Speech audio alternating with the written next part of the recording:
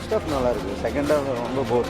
என்ன எக்ஸ்பெக்ட் பண்ண படம் எந்த எக்ஸ்பெக்டேஷனும் இல்லாமல் தான் வந்தேன்.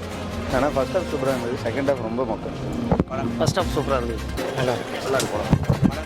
சூப்பராக இருந்துச்சு.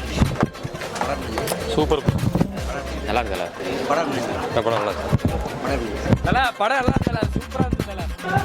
இந்த வருஷத்தில் பெஸ்ட்டு படம்னா இதுதாங்க.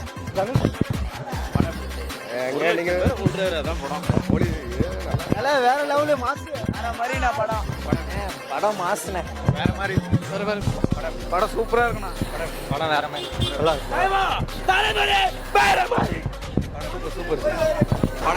படம் சூப்பராக இருக்குண்ணே.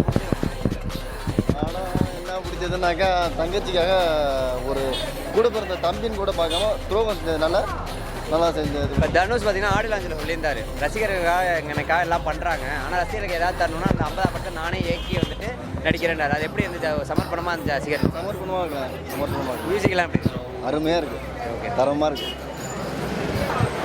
ஏதோ இருக்கு தலைவா, போய் உட்காந்து ஏன் படம் சூப்பராக இருக்குப்பா. என்ன பிடிச்சிருந்து உங்களுக்கு? எல்லாமே பிடிச்சிருக்கு. துரோகம் தான், ஃபேமிலியோட பார்க்கலாம். படம் நல்லா இருக்கு.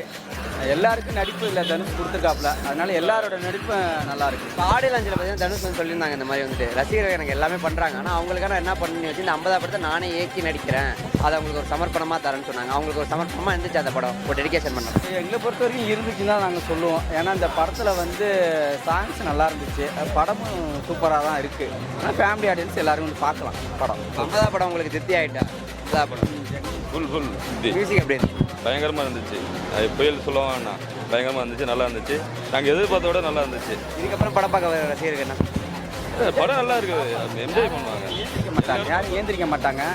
ஆடியன்ஸ் வந்து படம் வந்து நல்லா பார்ப்பாங்க.